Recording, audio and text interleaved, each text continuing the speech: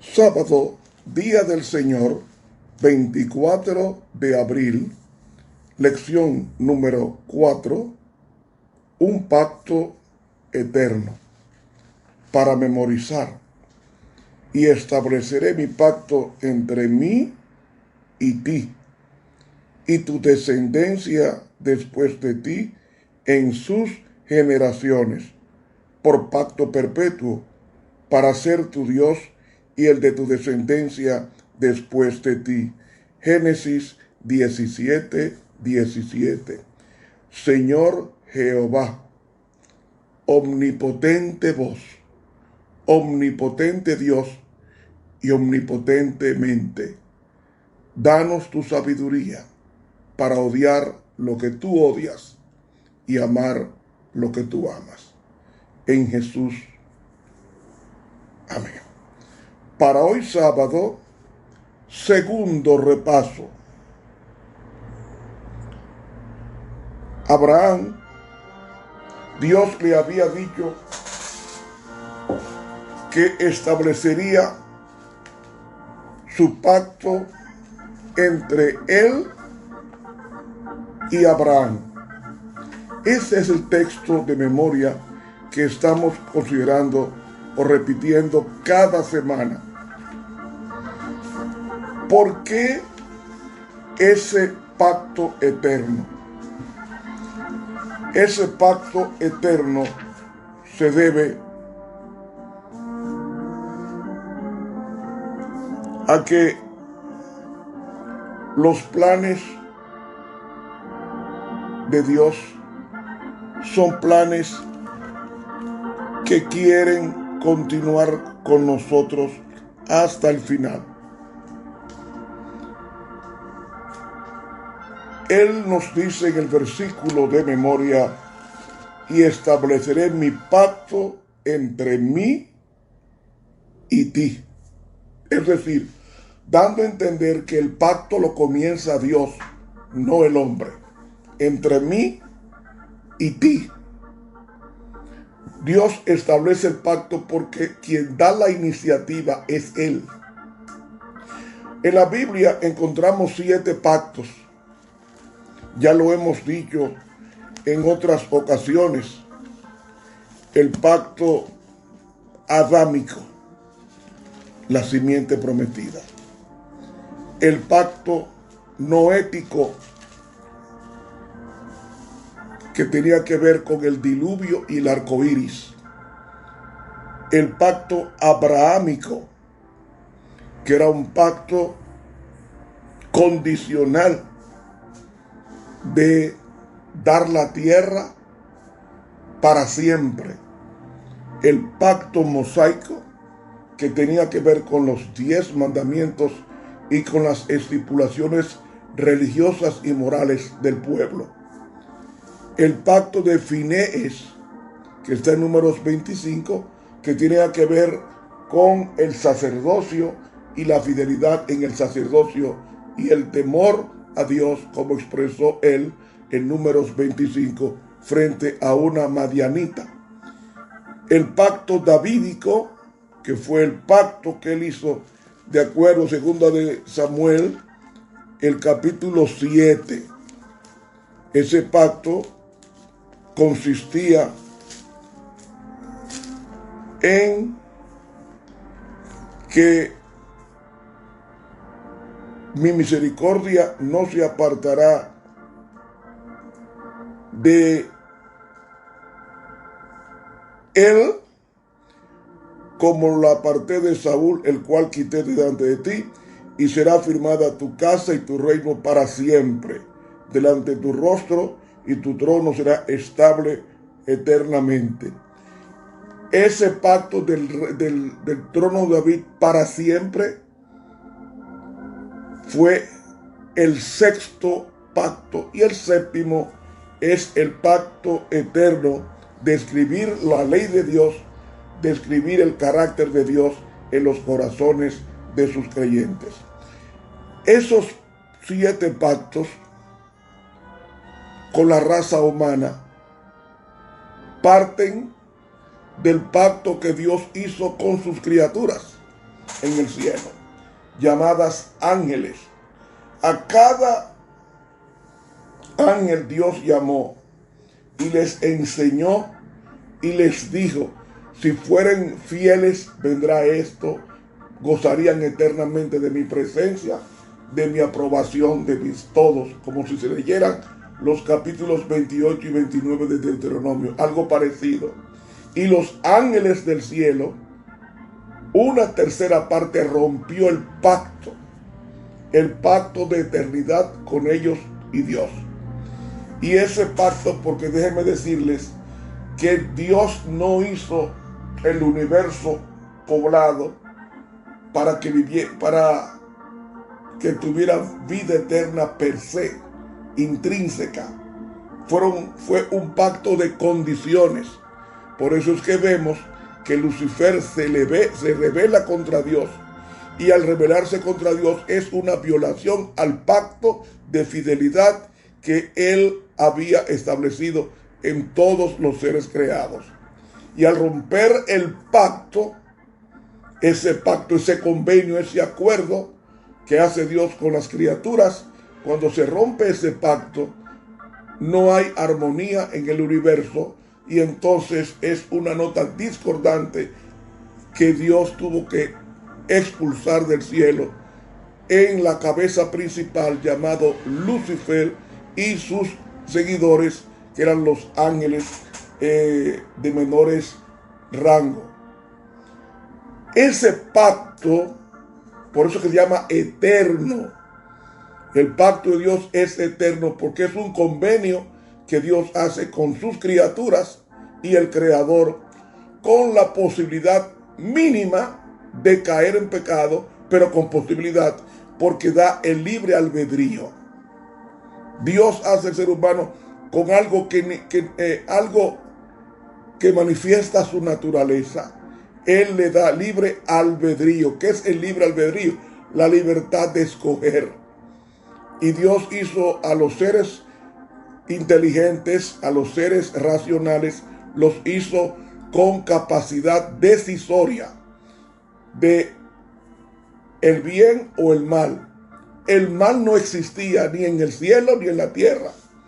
El mal es un misterio. Por eso se llama el misterio de iniquidad. ¿Por qué es un misterio? Porque no hay razón de que el mal existiera en el cielo, en una persona llamada Lucifer y sus ángeles que le siguieron, o en la tierra la caída de Adán y Eva. Eva fue engañada, pero Adán pecó conscientemente, por lo cual el pecado no se puede explicar, porque no hay razón de su existencia. Es como una persona que tiene todas las vitaminas y minerales necesarias en su organismo. ¿Para qué echarle más si ya tiene las necesarias? Es como el hartazgo. ¿Por qué comer de más si el cuerpo necesita una cantidad de nutrientes para sostenerse? ¿Para qué llenarlo de esas cosas que son innecesarias? Es como la vitamina C. Por más vitamina C que usted y yo ingiramos, la que esté en exceso es hidrosoluble, o sea, se elimina por la orina. Así que, mis hermanos, no había necesidad en el cielo de una rebelión cuando Dios no dio razones de una rebelión. No dio razones porque nombró a cada persona en el sitio que se sentía contenta. Porque Lucifer se sintió contento con el puesto que Dios le había asignado, que era el director del coro angelical y el director de los ángeles junto a Cristo. Pero ¿dónde vino el problema? Que como tenía la capacidad de decidir, él decidió en su belleza, porque no hay nada malo en la belleza. El problema está cuando yo considero esa belleza como mía y no derivada de Dios. Entonces en Lucifer se enalteció su sabiduría a causa de su resplandor. ¿Qué está diciendo con esto? Que en vez de darle gracias a Dios porque era un ángel muy hermoso y muy poderoso, él asimiló esa belleza como si fuera intrínseca de él y no derivada del deseado de todas las gentes, es a saber Jesús. Y eso produce entonces la egolatría, el culto a la personalidad. Y el culto a la personalidad es convertir mi persona, mi yo pecador o mi yo, convertirlo en mi Dios en lugar del creador. Y por una egolatría, porque nadie es ateo, óigalo bien, nadie es ateo.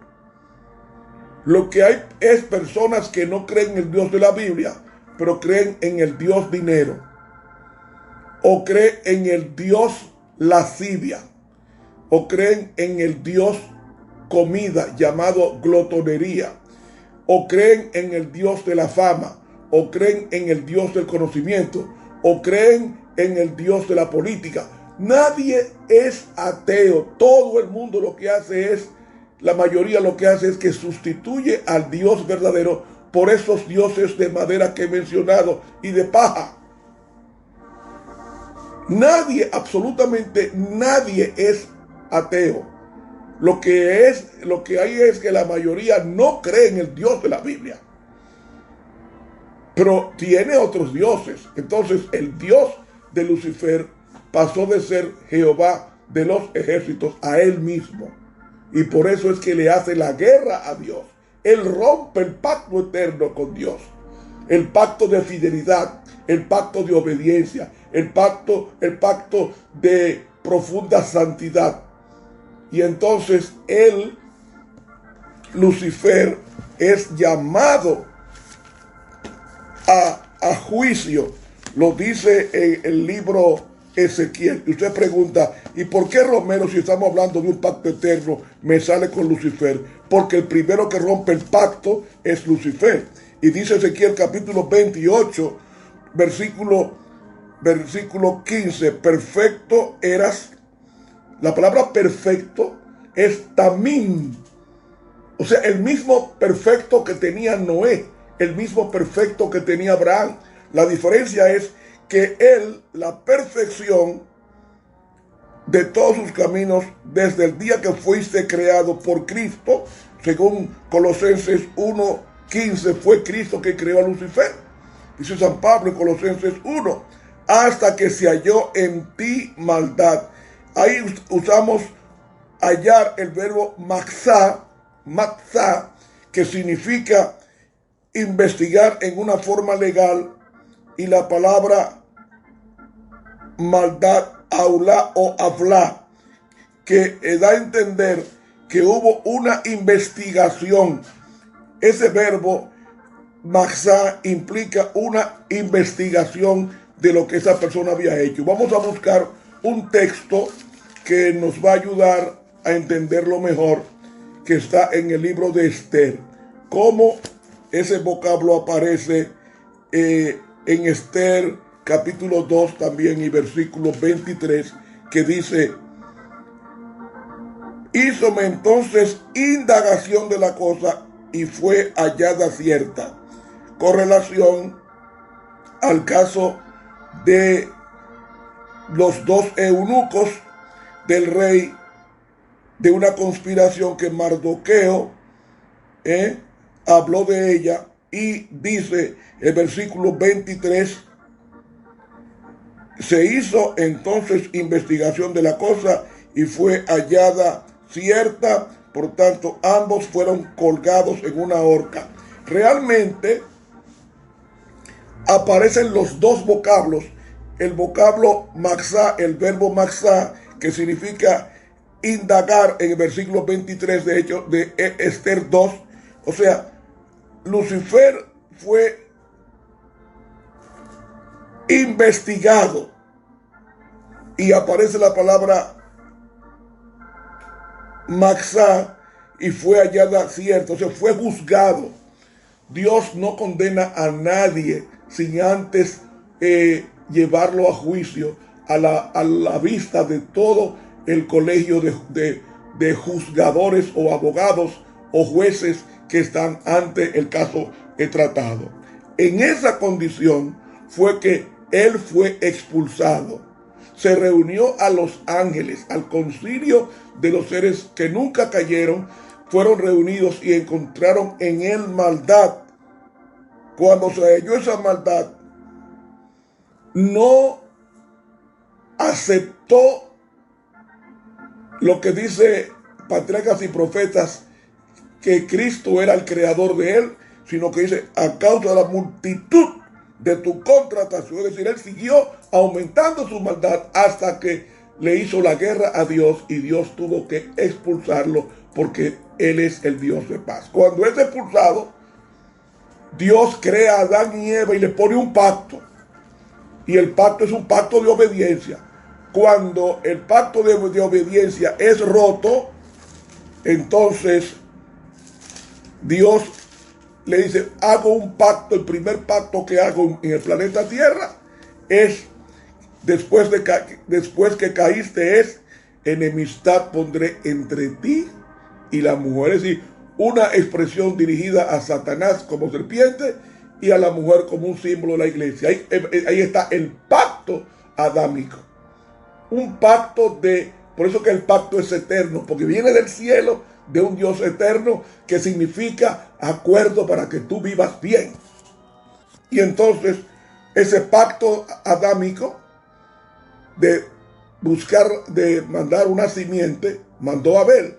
Abel desaparece, mandó a Set, y entonces va mandando hasta que con Noé se confirma el pacto que hizo con Adán.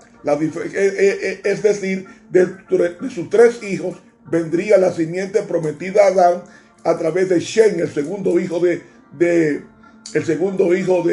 Noé. Y de Shem vendría entonces Abraham. Ven que el pacto es eterno. Entonces la palabra eterno en Génesis 17, que es el pasaje de memoria, es: y estableceré mi pacto entre mí, el berit, el acuerdo entre mí. Yo comienzo contigo y tu descendencia después de ti en sus generaciones, por pacto perpetuo, para ser tu Dios. Ahí está el pacto, para ser tu Dios, y el de tu descendencia después de ti. La descendencia de Abraham vendría Isaac. De Isaac vendría Jacob. ¿Ven? De Abraham tuvo 8 hijos. Tuvo uno con Agar. No era hijo de la promesa. Tuvo uno con Sara. Ese era el hijo de la promesa, de quien vendría el Mesías prometido. Entonces, de Isaac, Abraham tuvo un hijo con Agar, un hijo con Sara y 6 hijos con Keturah, que fue la mujer que él tuvo cuando enviudó, cuando Sara murió. Entonces, los ismaelitas vienen de Keturah, la tercera esposa de Abraham. Pero el hijo de la promesa pactual era Isaac.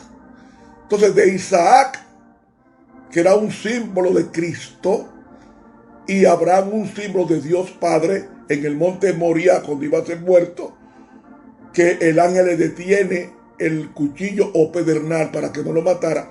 Entonces, de ese hijo que tuvo a la edad de 100 años, ese hijo vendría Jacob, el menor, y Jacob vendría a las 12 tribus de Israel. Y de una de las 12 tribus, es decir, la tribu de Judá, vendría David como rey, y de David vendría Salomón su hijo, y de Salomón vendría la simiente prometida. Léalo en el libro de Mateo capítulo 1, en el árbol genealógico de Jesús. Y entonces de Jesús, de Salomón viene María, y de María viene Jesús. Ve, esa simiente prometida fue cumplida porque el pacto era eterno.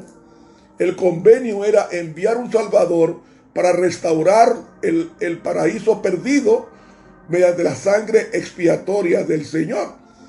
Y al confirmar y al ratificar el pacto con su sangre, ahora ninguna condenación hay para los que están en Cristo Jesús.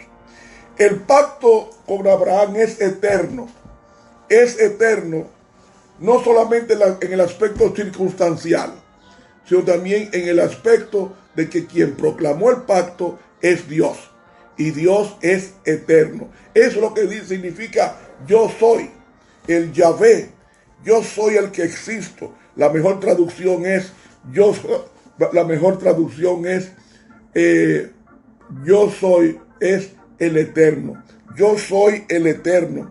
El eterno que no varío mis palabras. El eterno que no varío mis planes con el hombre, aunque el hombre incidente o intente incidentar mi plan. Al final, Dios va a cumplir su plan. Por eso se llama Yahvé. Yahvé. Y Yahvé es en la relación del pacto que él hizo con Abraham. Él dice en el versículo 17, y estableceré mi pacto entre mí y ti y tu descendencia después de ti en sus generaciones. Y ahí entonces Abraham, en el versículo 7, ese Dios es el Dios Yahvé, el eterno. Yo soy Yahvé, el que no importa la edad que tengas, yo voy a cumplir lo que prometí, porque yo Jehová soy el mismo ayer, hoy, por los siglos, dijo después Pablo en Hebreos capítulo 13. Y ese pacto de Dios con Abraham, le dijo en otra ocasión, le dijo en la ocasión, yo soy el Dios todopoderoso, es decir, yo soy el Shaddai, anda delante de mí y sé perfecto, porque Dios, para que cumpla su plan, nosotros debemos andar delante de Dios en perfección, en el tamín, es decir, en la perfección de obediencia, en el sentido de que la obediencia es perfecta cuando tú obedeces relacionado conmigo, porque no hay obediencia perfecta sin la asistencia divina. Entonces tenía que andar con Dios, y al andar con Jesús en su fúlgida luz, da producto de que ese pacto se ratifique con la obediencia a ese pacto. De ahí que el Shaddai es presentando a Dios que todo lo puede, el Dios todopoderoso, el Dios que confirma su pacto a los que son fieles, y el Dios que hace que el nombre nuestro sea transformado mediante ese diario caminar con él, como le dijo Dios a Abraham: ya tu nombre no se le ha llamado Abraham. Ab significa padre. Ram significa exaltar. Entonces Abraham significa el padre exaltado. Pero Dios le transforma el nombre a Abraham, que Abraham, Ab significa padre, y Ab es padre, y Raham significa mucha gente o multitud. Y tenemos que verlo así. Abraham es el padre de multitud. ¿Por qué? Porque de él vendría la simiente prometida. Y la simiente prometida, cuando dice aquí, multiplicarte en gran manera y te pondré en naciones y reyes saldrán de ti. ¿Sabes que esos reyes saldrán de ti? Estaríamos hablando de los reyes que vinieron de Keturá. Muchos reyes saldrán de ti. Y Abraham tuvo hijos, por ejemplo Ismael. De Ismael, hijo de Abraham, salieron los árabes. los madianitas. Yo estaba mirando un cuadro de la genealogía de Abraham y me gustó al ver el cuadro cómo Dios estaba cumpliendo su promesa. Esa promesa de, por ejemplo, Shem tenía 2 años después del diluvio. Le sirvió Arsafat, de Arsafat Cainán, de Cainán Salah, de Salah Heber, de Heber Pelec, de Pelec Reú, de Reú Serug, de Serug Nacor, de Nacor Taré, y de Taré Abraham, de Abraham Isaac, de Isaac Jacob, de Jacob las 12 tribus, y de las 12 tribus entonces nace, ¿qué nace? La simiente prometida que vendría a recuperar el territorio perdido por la desobediencia de nuestros primeros padres. Dios es todopoderoso. Transforma el nombre de una persona porque aceptó el pacto. Y entonces las obligaciones del pacto implicaba la obediencia intrínseca, como hizo Abraham después cuando ofreció a su hijo sin negarle a Dios lo que le pedía. Esos son aspectos de la actitud o de la condición pactual. Dios va a escribir su ley en nosotros, el pacto eterno, si permitimos que Él lo haga. Porque Dios no obliga en nada al ser humano a que le ame si no quiere amarlo. Y ese pacto se va a cumplir cuando Cristo termine el sellamiento. Ya estará sellado por el pacto y entonces Cristo vendrá a eternizar el pacto, llevándonos a cielos nuevos y a tierra nueva. Tengo mucho material que decir, pero el tiempo se ha agotado. Que Dios nos bendiga. Te habló el profesor Ramón Romero.